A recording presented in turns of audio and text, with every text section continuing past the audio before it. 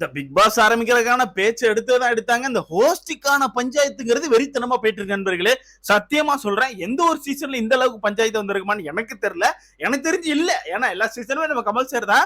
But இந்த season மட்டும் பயங்கரமா குழப்பங்கள் போயிட்டு இருக்கு. இதுல வெறித்தனமான சண்டைகள்லாம் போயிட்டு இருக்கு. சோ அதை பத்தி இந்த வீடியோல பார்க்கலாம்.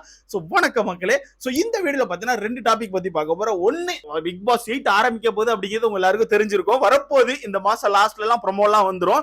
சோ அதுக்கப்புறம் மக்களுக்கு ஒரு சம்பவம் இருக்கு அப்படிங்கிறது உறுதியாகிவிட்டது. சோ அது யார் யார் உள்ள வர போறா அப்படிங்கிற கொஸ்டின் இப்பவே நமக்கு வந்திருக்கும். கண்டிப்பா நிறைய பேர் வந்து நம்ம கமெண்ட் செக்ஷன்ல நிறைய கமெண்ட் போட்டுட்டு இருந்தாங்க, ப்ரோ இந்த ஆள் வந்தா நல்லா இருக்கும், ப்ரோ இவங்க வந்தா நல்லா இருக்கும்னு சொல்லிட்டு. அது மட்டும் இல்லாம அதை தவிர்த்து நிறைய கண்டஸ்டன்ஸ் லிஸ்ட் இவங்க எல்லாம் கண்டிப்பா உள்ள வருவாங்க அப்படி சொல்லிட்டு நிறைய பேர் இதுக்கான பேச்சு அடிபட்டு இருக்கு. இதுல முக்காவாசி ரூமர்ஸ் தான் இருக்கும், அது உங்களுக்கே தெரியும். பட் இது வந்து கண்டிப்பா ஒரு சில பேர் உள்ள வருவாங்க அப்படின்னு நம்ம தெரிஞ்ச விஷயம். சோ அதை பத்தியும் பார்க்க போறோம். ரெண்டாவது விஷயம், ஹோஸ்ட் அப்படிங்கிறது வந்து ஓரளவு கன்ஃபார்ம் ஆயிட்டு இவங்க தான் அப்படின்னா திரும்ப திரும்ப ஹோஸ்ட் ஆடான்னு கேட்டீங்கன்னா அது ஒரு பெரிய பிரச்சனையா போயிட்டு இருக்கோ இல்லையோ, அதை பத்தி நம்ம பேசி ஆகணுமோ இல்லையோ, அதனாலதான் சொல்றேன். சோ ஹோஸ்ட் வந்து கண்டிப்பா இவர் தான் அப்படின்னு ஒரு முடிவு பண்ணிருக்காங்க. அது யாருங்கிறது இந்த வீடியோட கடைசியில சொல்றேன். ஃபர்ஸ்ட் வந்து கண்டஸ்டன்ஸ் லிஸ்ட் பாத்துடலாம். சோ இந்த லிஸ்ட்ல ஃபர்ஸ்ட் இருக்கிறது ஜோயா தான். ஜாலின் ஜோயா தான் ஃபர்ஸ்ட் இடத்துல பிடிச்சிருக்காங்க. கண்டிப்பா ஜாலின் ஜோயா இந்த பிக் பாஸ் வீட்டுக்குள்ள இருக்காங்க அப்படிங்கிறது வந்து ஒரு 100% இருந்த மாதிரி தெரியுது.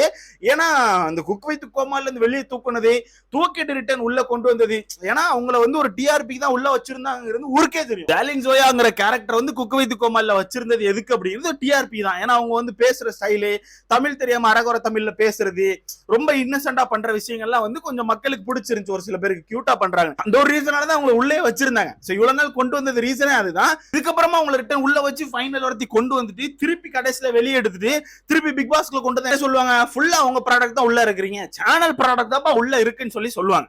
அது அந்த மாதிரி பேச்சுக்கள் வந்துடக்கூடாதுன்னு சொல்லிட்டு அப்படியே எவிக்ட் பண்ற மாதிரி எவிக்ட் பண்ணி தூக்கிட்டாங்க. அதனால அடுத்த சந்திப்பு பிக் பாஸ்ல தான் இருக்கும்னு சொல்லி சொல்றாங்க. வெயிட் பண்ணி பார்க்கலாம். நீங்க சொல்லுங்க அப்பா, ஜாலின் ஜோயா வந்தா எப்படி இருக்கும்? ஏன்னா நிறைய ஹர்ட்டர்ஸ் இருக்காங்க, ஏன்னா மரியாதை கொடுக்காம பேசுறாங்க அப்படிங்கிற ஒரு சில டாக்லாம் இருக்கு.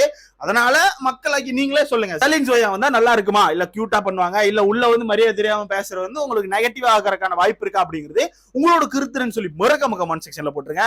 அடுத்ததா யாருன்னு பாத்தீங்கன்னா அவரும் குக்கு வித் கோமால்ல இருந்து வந்த ஒரு நபர் தான். இப்பவே சொல்றேன், இந்த சீசனை பொறுத்தவரைக்கு அவங்களோட ப்ராடக்ட் தான் நிறைய உள்ள இருக்கும் போது நண்பர்களே, சேனல் ப்ராடக்ட் தான் நிறைய உள்ள இருக்கும் போது அது கன்ஃபார்ம் ஆயிடுச்சு. சோ இவரும் ஒரு சேனல் ப்ராடக்ட் தான். குக் வித் கோமால்ல இருந்தா மக்கள் மத்தியில பயங்கரமா ட்ரெண்ட் ஆனாரு. அஸ்வினே அப்படி சொல்லிட்டு மக்கள் மத்தியில வெறியா ட்ரெண்ட் ஆன ஒரு பர்சன். பட் அதுல ஒரு பெரிய பிரச்சனை என்னன்னா அதுல ட்ரெண்ட் ஆனாரு, குக்கு வித் கோமால்ல வெறியா ட்ரெண்ட் ஆனாரு.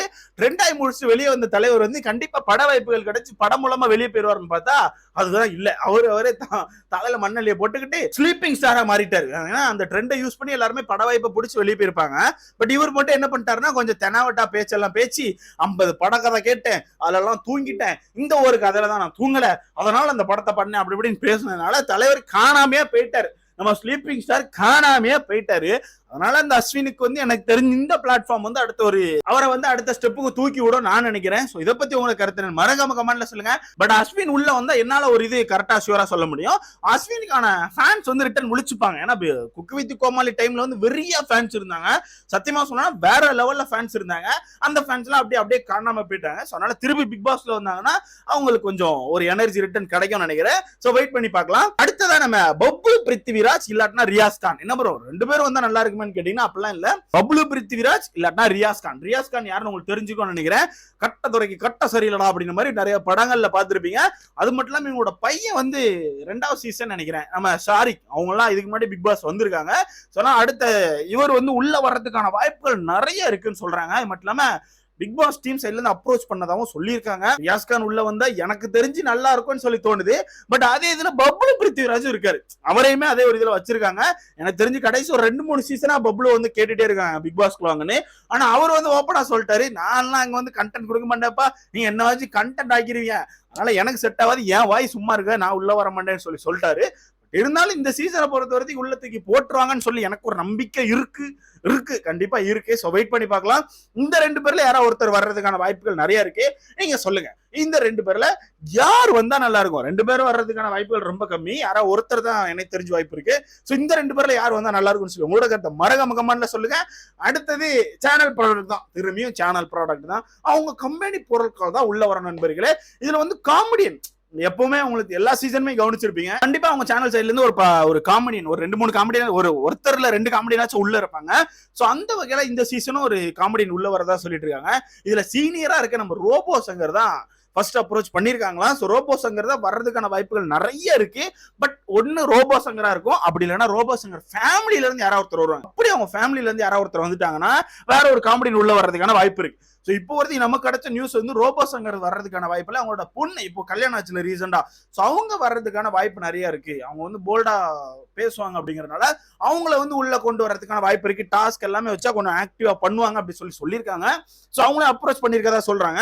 சோ அடுத்தது காமெடியன் செக்ஷன்ல பார்க்க போனா நம்ம தங்கதுரையும் ராமரும் இருக்காங்க. சோ இவங்க 2 பேருமே ரொம்ப நாட்களா நம்ம சேனல்ல இருக்க ஒரு ஆட்கள் நீங்க கவனிச்சிருப்பீங்க, இப்ப பல வருடங்களா இருக்காங்க. சோ காமெடியன் கேரக்டர்ல இவங்க உள்ள வரதுக்கான வாய்ப்பு இருக்கு. இந்த 2 பேர்ல யாரு வந்தா நல்லா இருக்கும், இதை பத்தி உங்களுக்கு கருத்து கண்டிப்பா சொல்லி ஆகணும். என்ன பொறுத்தரத்துக்கு இந்த 2 பேர்ல ராமர் வந்தா நல்லா இருக்கும், ஓரளவு நல்லா இருக்கும். தங்கதுரை இங்க வந்து கொஞ்ச நாள்ல படுத்துறாரு. தங்கத்துறைட்ட வந்து அந்த ரொம்ப நேச்சுரலா இருக்குமான்னு கேட்டீங்கன்னா வாய்ப்பு இல்லை. அவரோட காமெடியுமே கஷ்டப்பட்டு எடுத்த மாதிரி இருக்கும். ஆனா ராமர் அப்படி இல்லை, அவர் வந்து சும்மா பேசினாலும் இது காமெடியா தான் இருக்கும். ஆனா இந்த 2 பேரும் எனக்கு தெரிஞ்சு ராமர் வர்றதுக்கான வாய்ப்பு இருக்கு. அது மட்டும் இல்லாம திருப்பியும் சேனல் பண்ண வேண்டியது குக்கு வித் கோமால்ல டென்ட் ஆயிட்டு இருக்காங்க. நம்ம பூஜா அவங்கள குக்கு வித் கோமால்ல தான் உங்களுக்கு தெரியணும்னு அவசியம் இல்ல, கண்டிப்பா சூப்பர் சிங்கர் அந்த மாதிரி பார்த்தா எல்லாருக்குமே தெரிஞ்சிருக்கும். சோ பூஜாவும் உள்ள கொண்டு வரதுக்கான வாய்ப்புகள் இருக்குன்னு ஒரு சைடு சொல்றாங்க. மொத்தத்துல சேனல் ப்ராடக்ட் தான் நண்பர்களே, ஒன்னும் சொல்றதுக்கு இல்ல, full and full channel product தான் அப்படியே உள்ள இறக்கிக்கிட்டே இருக்காங்க. சோ இந்த வகையில பூஜா வர்றதுக்கான வாய்ப்பு நிறைய இருக்குன்னு சொல்றாங்க. உங்களோட கருத்து என்ன? பூஜாவை தான் நல்லா இருக்குமா, இல்ல வேற யாரே இறக்குங்க ப்ரோ, தெரியாத முகங்களை இறக்குங்க ப்ரோ அப்படின்னு சொல்லி உங்களோட கருத்து என்னன்னு சொல்லிட்டு மறக்காம கமெண்ட்ல சொல்லுங்க. அடுத்தது யாருன்னா இர்ஃபான். என்னையா இர்ஃபானா அப்படின்னு கேட்டீங்கன்னா தெரியல, இதுவுமே ரூமர்ஸ் லிஸ்ட்ல தான் இருக்கு. ஏன்னா ரீசெண்டா பாத்தீங்கன்னா நிறைய பிரச்சனைகள் போயிட்டு இருக்கு. இர்ஃபான் பிரியாணி மேன், டெய்லர் அப்படி இப்படின்னு சொல்லி நம்ம A to நந்தா அப்படி இப்படின்னு ஏகப்பட்ட பஞ்சாயத்துகள் போயிட்டு இருக்கு. அதை பத்தி எல்லாம் பேசுற அளவுக்கு நமக்கு ஒண்ணு பெரிய லெவல்ல அந்த இதெல்லாம் இல்ல. பட் இருந்தாலும் அதுல இருந்து ஒரு ஆள் உள்ள வரதுக்கான வாய்ப்பு இருக்கு. அது இர்ஃபானா தான் இருக்கும்னு சொல்றாங்க. ஏன்னா இர்ஃபான் வந்து இதுக்கு முன்னாடி சொல்லியிருந்தாரு, இந்த மாதிரி ரியாலிட்டி ஷோ இதுக்குலாம் வரமாட்டேன்னு சொல்லியிருந்தாரு. பட் சடனா பாத்தீங்கன்னா குக் வித் கோமால்ல வந்துட்டாரு. இதுல இருந்தே உங்களுக்கு தெரிஞ்சிருக்கணும், இதை தவிர்த்து கண்டிப்பா அப்படி மாறி பிக் பாஸ் வர்றதுக்கான வாய்ப்புகள் கூட இருக்கலாம் அப்படின்னு. பட் அவர் சைட்ல இருந்து அவர் சொல்லியிருந்தது அந்த மாதிரி இதுக்குள்ள நான் போக மாட்டேன், 100 நாள்லாம் உள்ள போய் வாய்ப்பே இல்லை அப்படி சொல்லி. பட் பார்க்கலாம், எதுனாலும் மாறலாம், எப்படினாலும் மாறலாம். அவரை கொண்டு உள்ள விளாக் எடுக்க விடுறதுக்கான வாய்ப்புகள் கூட இருக்கலாம். ஸோ வெயிட் பண்ணி பார்க்கலாம் என்ன நடக்குன்னு சொல்லிட்டு. அடுத்ததா அங்கதான் பெரிய ட்விஸ்டே இருக்குது. பூனம் பாஜ்வா இவங்க வந்து கண்டிப்பா வர்றதுக்கான வாய்ப்பு இருக்குன்னு சொல்றாங்க. எனக்கு தெரிஞ்சு கடைசி ஒரு 2-3 சீசன் அவங்களை கேட்டிருந்தாங்க போல. அதுவும் கடைசி சீசன்லாம் கண்டிப்பா நீங்க உள்ள வந்தே ஆகணும்னு சொல்லிட்டு இது பண்ணிருந்தாங்க போல. இப்ப இவங்க வரல, கடைசி சீசன் அவங்களால வர முடியலன்னு சொல்லி இது பண்ணிட்டாங்க. பட் இந்த சீசன் கண்டிப்பா அவங்க உள்ள எடுத்துறோம்னு சொல்லி முடிவு பண்ணிட்டாங்க. அதனால பூனம் பாஜ்வா உள்ள வரதுக்கான வாய்ப்பு 100% இருக்குன்னு சொல்றாங்க. சோ இதை பத்தி உங்க கருத்துன்னு சொல்லி மறக்காம கமெண்ட்ல போட்டுருங்க, சரியா? அப்படியே லைக் பண்ணிக்கோங்க. அடுத்தது ஹோஸ்ட் இப்ப கடைசியா அப்படி இப்படின்னு அலசி பாக்கறல நிறைய இடத்துல பஞ்சாயத்துகள் வருது. எப்படின்னா நம்ம எதுவும் பேச வேணாம், அவங்களும் எதுவும் பேச வேணாம், இந்த ரசிகர்கள் வெறித்தனமா அடிச்சுக்கிறாங்க. ஏன்னா ஹோஸ்ட் எடுத்தது கமலா எஸ்டிஆரா கமலான்னு சொல்லி போயிட்டு இருக்காரு. எஸ்டிஆர் ஃபேன்சி கமல் ஃபேன்ஸ் திட்டுறது, கமலோட ரசிகர்கள் எஸ்டிஆர்லாம் வேணாம் அப்படின்னு சொல்றது, இந்த மாதிரி பஞ்சாயத்து எல்லாம் போகுது.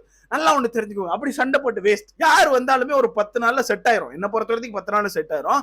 பட் இருந்தாலுமே பிக் பாஸ் அப்படின்னா கமல் சார் தான் அப்படிங்கறத நானும் நிறைய இடத்துல சொல்லிட்டேன். அது வந்து உண்மை, பிக் பாஸ்னா கமல் சார் தான். பட் இப்போ வரத்துக்கு கடைசியில முடிவு பண்ணிருக்கு கமல் சார் ஓகே அப்படின்ற மாதிரி முடிவு பண்ணிருக்கதா சொல்றாங்க.